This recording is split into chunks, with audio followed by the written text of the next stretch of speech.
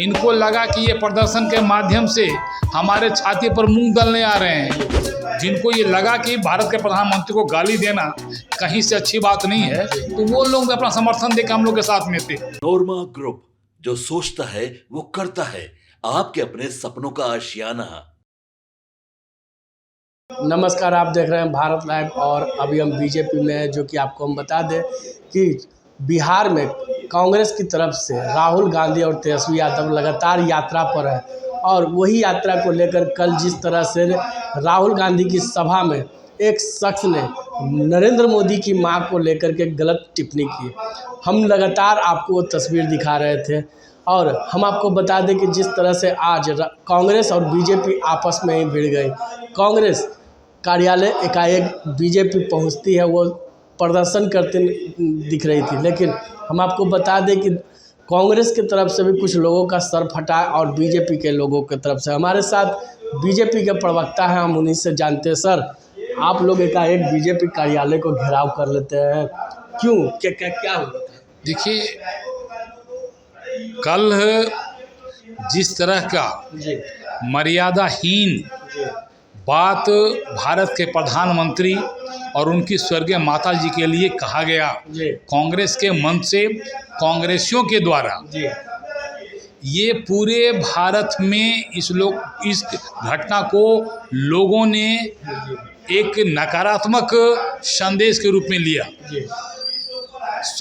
उसके प्रतिकार करने के लिए हम भारतीय जनता पार्टी के तमाम लोगों ने ये तय किया कि आज कुर्जी मोड़ से लेकर सदाकत आश्रम तक हम एक शांतिपूर्ण प्रदर्शन करेंगे, गलत कामों का हम प्रतिकार करेंगे।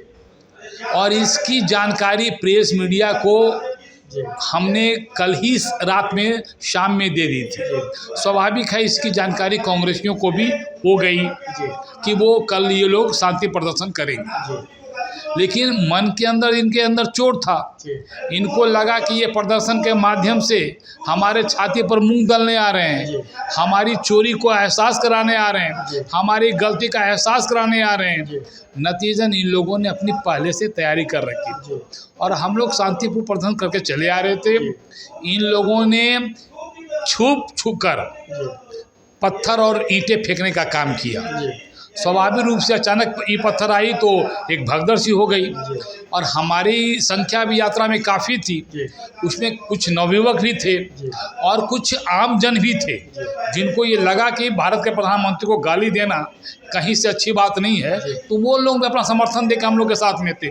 तो जब लोगों को लगा कि एक अच्छे उद्देश्य को लेकर, क्योंकि भारत के प्रधानमंत्री को गाली देना, उनकी स्वर्गीय मां को गाली देना, ये किसी जनता के गले बात उतर ही नहीं रही है। तो एक अच्छे कार्यक्रम को लेकर हम लोग चले आ रहे थे प्रतिकार के रूप में, उसमें आम जन भी थी। इन लोगों ने जब पत्थरबाजी किया तो स्वाभाविक रूप से प्रतिकार के रूप में इधर से भी जो सामान्य लोग थे, जो आम जन हमारी यात्रा में अपनी सहानुभूति लेकर शामिल हुए थे, उन लोगों ने प्रतिकार किया पत्थर के माध्यम से और एक छुटपुट घटना वहाँ पर थोड़ी देर के लिए भगदड़ मची। लेकिन कांग्रेसियों को समझना चाहिए कि मैं पूर्व घोषित कार्यक्रम के तहत तो मैं कार्यक्रम किया हूँ, न कि कोई रेंडमली हमने किया। आपने धर्मेंद्र प्रधान जी के सामने रेंडमली आके अपने कार्यक्रम दिखाने का काम किया था।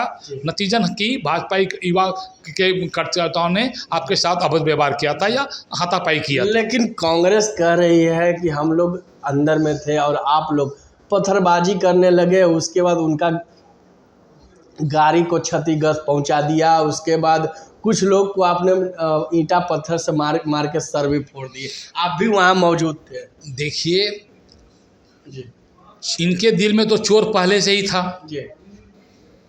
कि हमसे गलती हुई है, हमारे नेताओं के द्वारा बहुत बड़ी गलती की है। आज पूरा भारत इसके लिए थू थू कर रहा है। और जब उस घटना के प्रतिकार में भारतीय जनता पार्टी पूर्व सूचना देकर एक प्रदर्शन कर रही थी और स्वाभाविक रूप से आप लोगों को ये आभास हुआ कि हमारी गलती का एहसास ये लोग कराने आ रहे हैं, तो आप लोग पूर्ण तैयारी करके रखे थे और आपने ही छुपकर इधर उधर से उस भीड़ में पत्थर फेंकने का काम किया। और जब भीड़ में पत्थर गिरने लगा तब भीड़ थोड़ी तितर बितर हुई और उसमें से कुछ लोगों ने उसी पत्थर को उठाकर फिर आपके ऊपर भी फेंकने का काम किया। और ये जो दृश्य आप देखा आज, वो उसी का परिणाम है। आपके गलत कारनामों को स्वाभाविक रूप से आम जनता भी इसको स्वीकार नहीं की और आम जनता के द्वारा ही आपके गलत कामों का प्रतिकार किया गया, उस पत्थर के द्वारा भी और अन्य बातों के द्वारा भी।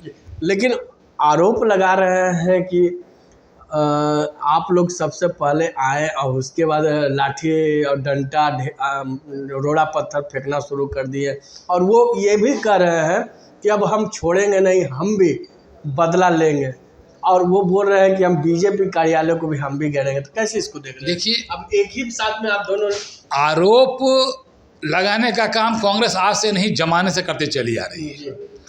आरोप लगाने की वो राजनीति करती ही रही है और हर बार वो मुंह की खाई है। आरोप इसने तो लगाया था कि मोदी चोर हैं, क्या हुआ? सुप्रीम कोर्ट ने बुला कर डांटा और फिर उन्होंने माफ़ी मांगी। ऐसे कई आरोप, अनर्गल आरोप ये लोग लगाते रहे हैं। आरोप लगाना इनका काम नहीं है। हम लोगों ने आरोप नहीं लगाया, घटना आपके कार्यकर्ता के द्वारा की गई, आपके मन से हुआ था और उस घटना का प्रतिकार हम करने गए थे, हम कोई आरोप लगाने नहीं गए थे।